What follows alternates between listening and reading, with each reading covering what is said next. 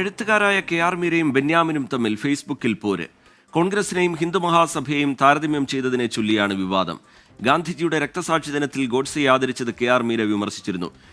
ഏതിനോട് താരതമ്യം ചെയ്യണമെന്ന് കെ.ആർ. മീരയ്ക്ക് അറിയില്ല എന്നായിരുന്നു ബെന്യാമിന്റെ പ്രതികരണം. എന്നാൽ ഗാന്ധി നിന്ദയ്ക്കെതിരെ ശബ്ദിക്കാൻ ബെന്യാമിന് ചങ്കുറപ്പില്ല എന്നായിരുന്നു കെ.ആർ. മീരയുടെ മറുപടി. ടോബി ജോൺസൺ ചേരുന്നുണ്ട് വിവരങ്ങളുമായി കോട്ടയത്ത് നിന്ന്. ടോബി, ഈ തർക്കം അത് വലിയ ചർച്ചയായി ഇപ്പോൾ മാറുന്നുണ്ട്. പ്രത്യേകിച്ച് സോഷ്യൽ മീഡിയയിൽ ഈ എഴുത്തുകാരെ പിന്തുണച്ചും എതിർത്തുമൊക്കെയുള്ള എഴുത്തുകൾ കാണാൻ കഴിയുന്നു. എങ്ങനെയാണ് ഈ വിവാദം മുന്നോട്ട് പോകുന്നത് ടോബി?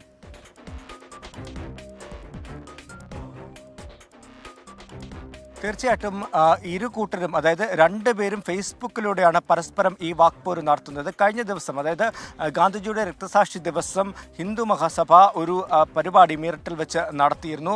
നാഥുറാം ഗോഡ്സെയെ ആദരിക്കുന്ന ഒരു പരിപാടിയായിരുന്നു. ഇതിൻ്റെ ഒരു പത്രക്കട്ടിങ് പങ്കുവെച്ചുകൊണ്ടാണ് കഴിഞ്ഞ 75 വർഷമായിട്ട് തുടച്ചു മാറ്റാൻ സാധിച്ചിട്ടില്ല. അതായത് ഗാന്ധിയുടെ ഓർമ്മകളെ തുടച്ചു മാറ്റാൻ കോൺഗ്രസിന് ശ്രമിച്ചുകൊണ്ടിരിക്കുകയാണ്. അവർക്ക് നടന്നിട്ടില്ല. പിന്നെയാണ് ഹിന്ദു മഹാസഭ എന്നൊരു ചോദ്യം ചോദിച്ചുകൊണ്ടാണ് കെ.ആർ. മീര ആദ്യമേ ഈ പോസ്റ്റ് ഇടുന്നത്. ഇതിന് പിന്നാലെ കോൺഗ്രസും മറ്റ് ചില ആളുകളും കെ.ആർ. മീരയ്ക്കെതിരെ അതിശക്തമായിട്ടുള്ള വിമർശനവുമായി രംഗത്ത് വന്നു. ഇതിനിടയിലാണ് ബെന്യാമിൻ കൂടി ഇത്തരത്തിലുള്ളൊരു വിമർശനം കെ.ആർ. മീരയ്ക്കെതിരെ നടത്തിയത്. അതായത് ഏതിനോട് താരതമ്യം ചെയ്യണമെന്ന് അറിയില്ല. അതായത് കോൺഗ്രസിനെ ഹിന്ദു മഹാസഭയുമായി താരതമ്യം ചെയ്തതിനെ തന്നെയാണ് ബെന്യാമിൻ വിമർശിച്ചത്. ആ വിമർശനത്തിനുള്ള മറുപടിയായിട്ടാണ് കെ.ആർ. മീര വീണ്ടും ഒരു ഫേസ്ബുക്ക് പോസ്റ്റ് ഇട്ടിരിക്കുന്നത്.